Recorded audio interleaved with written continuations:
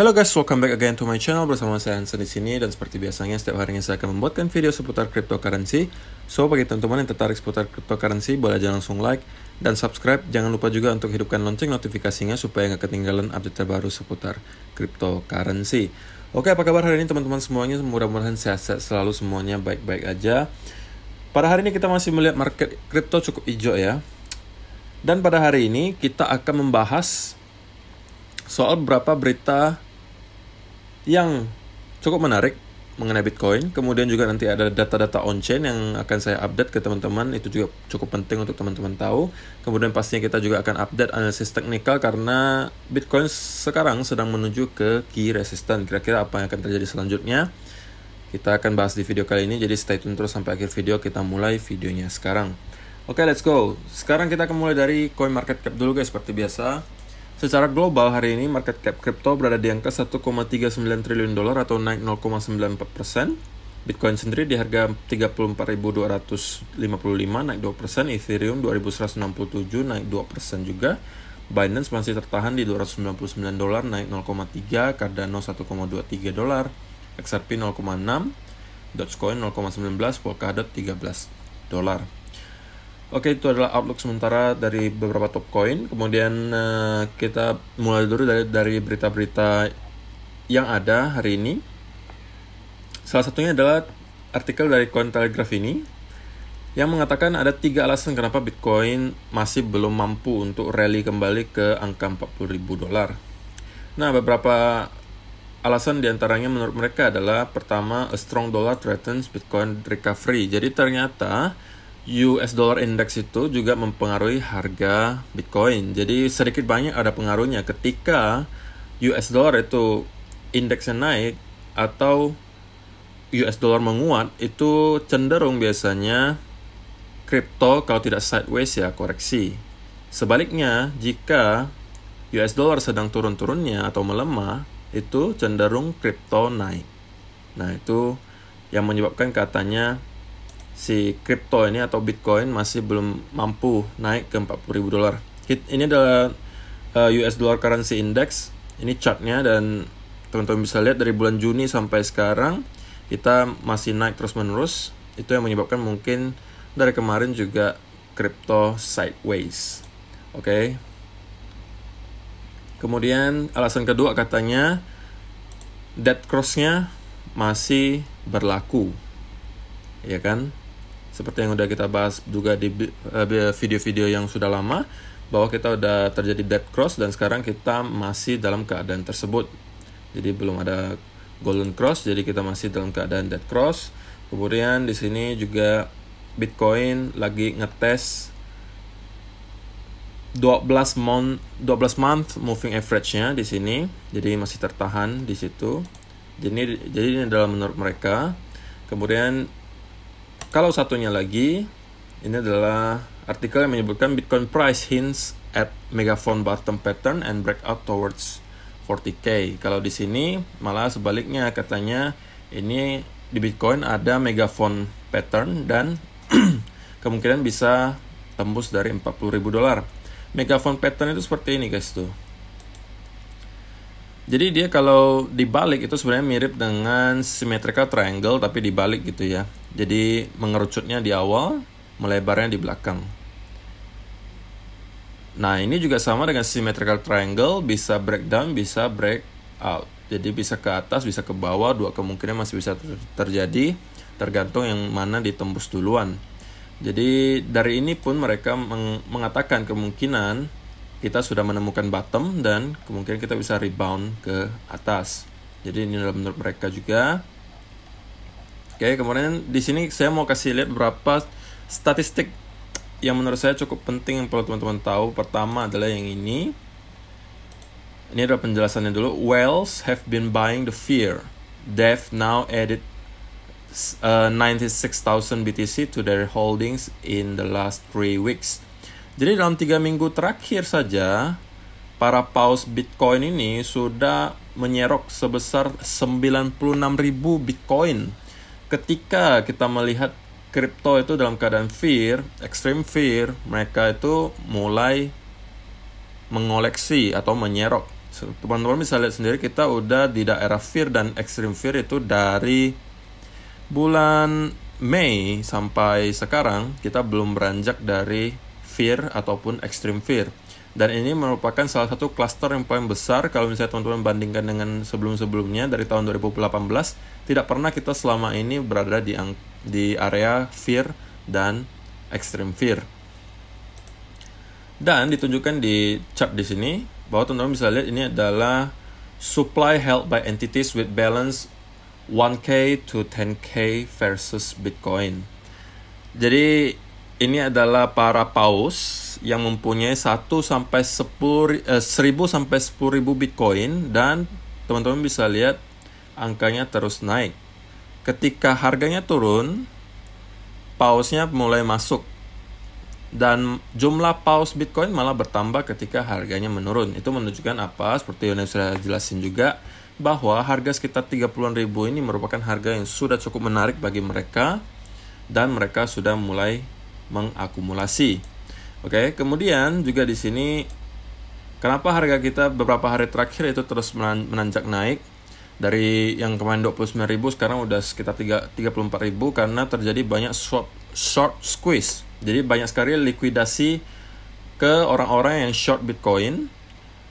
Dan dalam 10 menit saja kemarin itu ada sekitar 10,2 juta dolar Bitcoin short liquidation. Jadi ada sekitar 10 juta dolar orang yang short BTC itu terkena likuidasi, alias ya di close lah posisinya dalam keadaan loss.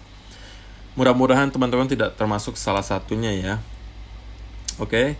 Kemudian di sini juga ya sama, ini juga menggambarkan ya, ini tadi kalau kita udah lihat yang paus, sekarang kita ngelihat yang bukan paus lah ya, yang istilahnya yang retail yang kecil-kecil.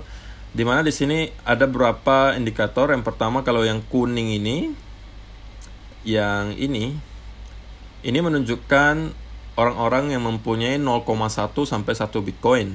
Yang ini. Kalau yang agak orange ini menunjukkan yang orang mempunyai 1 sampai 10 Bitcoin. Kalau yang merah itu 10 sampai 100 Bitcoin. Kalau yang ikan-ikan kecil seperti kita ini, atau mungkin teman-teman juga nggak termasuk ya. Kalau saya sih mungkin termasuk ya yang kecil-kecil aja, nggak besar-besar banget. Itu angkanya terus-menerus naik, mau harganya naik ataupun turun. Teman-teman bisa lihat ini line-nya terus naik. Itu yang 0,1 sampai 1 Bitcoin. Kalau yang 1 sampai 10 Bitcoin dari bulan Januari sampai bulan Mei kemarin sebenarnya terjadi penurunan, dan sekarang mulai naik lagi dari bulan Mei, akhir Mei sampai sekarang itu mulai merangkak naik lagi. Hal yang sama juga terjadi dengan orang-orang yang mempunyai 10 sampai 100 Bitcoin. Jadi mereka terus mengakumulasi dari bulan Mei akhir sampai juga sekarang. Jadi apa? Jadi kalau misalnya orang-orang yang mengatakan Bitcoin sekarang sudah tidak ada yang mau membeli, sudah tidak zaman lagi. Nah, ini membuktikan bahwa memang Bitcoin harganya lagi turun, lagi membosankan, tetapi di belakang layar banyak sekali orang-orang yang mulai pada masuk lagi. Bisa jadi investor baru juga karena melihat harganya udah cukup menarik, mungkin mereka join juga.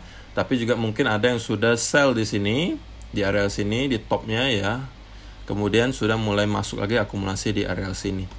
Dan sekali lagi menunjukkan apa? Harga di sekitar 30-an ribu sudah merupakan harga yang cukup menarik. Oke, cukup sekian untuk data-datanya. Sekarang kita masuk langsung aja ke analisa teknikalnya. Oke. Ini sekarang kita ada di daily chart dulu guys. Kita mulai dari time frame yang lebih tinggi. Nah, yang saya katakan tadi kenapa Bitcoin sedang menuju ke key resistance, karena kemarin kita sudah jelasin bahwa kita ada resistance yang cukup besar di area 35.000.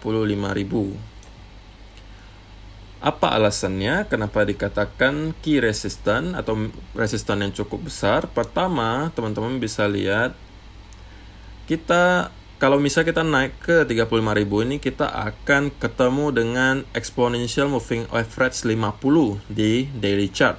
Jadi itu pastinya merupakan hal yang cukup penting dan signifikan, karena teman-teman bisa lihat EMA 50 ini cukup penting, bisa menjadi support. Teman-teman bisa lihat sebelumnya di sini, ya kan? Jadi cukup penting EMA 50 ini. Kemudian di 4-hour chart, teman-teman bisa lihat juga lebih jelas lagi. Kenapa saya bilang ini adalah major resistance atau resistance yang cukup kuat? Ya teman-teman lihat aja sebelum-sebelumnya apa yang terjadi ketika Bitcoin berada di harga sekitar 35.000. Di sini ke reject sekali, 2 kali, 3 kali, 4 kali, 5 kali, 6 kali, 7, 8, 9, 10. Ya banyak deh, guys. Pokoknya di sini itu area yang sangat signifikan, dan kemungkinan besar kalau kita mampu nyampe ke sana. Sekarang kita masih merangkak naik. Kemungkinan kalau kita mampu nyampe ke sana, kita akan melihat perlawanan dari para penjual. Ketika kita naik lagi ke sini, kemungkinan saya akan mencari peluang untuk short atau jual, tapi short term, untuk dapat cuan dikit dari koreksinya. Selain ini merupakan resisten yang cukup kuat, dan kita menuju ke EMA 50-nya di daily. Seperti yang kemarin dijelasin juga, jika teman-teman tarik Fibonacci extension dari sini ke sini, swing low ke swing high-nya yang terakhir, maka 35.000 itu persis berada di angka 1,618, dan itu merupakan angka yang sangat penting dalam Fibonacci extension. Jadi ada beberapa alasan kenapa saya menganggap ketika kita nyampe ke sini akan ada perlawanan dari para bear. Dan kalau teman-teman yang mau ngikut misalnya short, teman-teman pastinya harus melakukan analisa sendiri juga. Kira-kira teman-teman kenapa pengen short, kemudian teman-teman strategi exitnya di mana, pengen TP di mana, itu harus jelas. Jadi jangan teman-teman hanya andalkan dari analisa saya, teman-teman juga harus analisa sendiri. Nah, kalau misalnya saya pribadi, kemungkinan saya akan mencari bukti bahwa bear itu mulai masuk lagi, misalnya ketika, nah lebih jelasnya di 15 minute chart. Ini biasa jelasinnya lebih enak. Misalnya kita nyampe ke sini, ini sekarang kita berada di ya mode symmetrical triangle lah ya. Bisa jadi kita sementara masih di sini sebelum breakout lagi. Kalau kita nyampe ke sini, konfirmasi yang saya cari adalah misalnya dalam bentuk double top pastinya, atau triple top, atau saya lebih prefer lagi double top disertai dengan fake breakout. Nah, itu mungkin saya akan short. Jadi walaupun kita nyampe ke sini tidak serta-merta langsung short ya guys, tidak serta-merta langsung sell, itu kita harus tunggu dulu konfirmasinya, atau mungkin ada semacam rising wedge, ya kan? Rising wedge, ya bisa juga. Pokoknya pattern-pattern yang menunjukkan, oh rupanya bear-nya sudah mulai lagi masuk, dan kemungkinan saya akan ngambil posisi short. Tetapi itu short term ya guys, itu hanya untuk dapat cuan-cuan tipis saja, bukan untuk di hold long term, oke? Karena kalau teman-teman sell sekarang agak beresiko kalau long term ya. Oke, nah seperti ini misalnya. Ini dihapus dulu biar jelas ya. Nah, biar teman-teman lebih ngerti lagi apa yang tadi saya jelasin. Nah, seperti ini misalnya double top disertai dengan fake breakout. Nah, ini kemungkinan saya akan ngambil short seperti itu ya. Jadi untuk sementara kita masih wait and see aja, karena kita sekarang terlihat momentumnya masih cukup kuat ke atas dan belum ada tanda untuk pelemahan, dan kita masih merangkak naik. Kemudian kalau secara 4-hour chart, teman-teman bisa lihat kita sekarang berada di area yang cukup oversold di 73,95, dan terakhir kali kita setinggi ini RSI-nya itu ada ketika di 14 April 2021. Itu adalah topnya market ya di sini. Jadi ini udah all time high-nya di sekitar 64 ribuan dan RSI-nya berada di angka 77,94. Sekarang kita berada di sekitar 74 lah ya. Jadi udah hampir menyaingi topnya di sini. Jadi kemungkinan untuk short term correction itu sangat possible, sangat mungkin. Tapi kita tetap, walaupun kita tahu ada beberapa indikasi bahwa kemungkinan akan ada koreksi, kita masih harus menunggu konfirmasi. Oke guys, jadi harus tetap disiplin, tunggu konfirmasi. Jadi kalau teman-teman masuk pun harus tunggu konfirmasi pertama, kedua stop loss-nya harus jelas di mana, ketiga TP-nya harus di mana, dan keempat harus sabar. Oke, jangan dikejar. Kalau belum ada setup-nya, ya sudah, nggak usah dikejar. Kalau kita terus merangkak naik, ya sudah, biarkan saja. Berarti kita tidak mempunyai kesempatan untuk short. Malah kalau kita mampu menembus dari 35.000 ini ke 36 misalnya, dan kita konsolidasi dan retest, maka kemungkinan besar kita bisa melanjutkan kenaikan ke atas dan target selanjutnya berada di 43.000.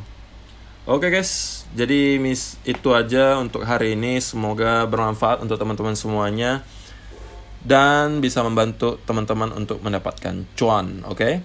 Terima kasih sudah nonton video kali ini. Dan kita akan bertemu lagi di video yang berikutnya. Thank you, bye-bye.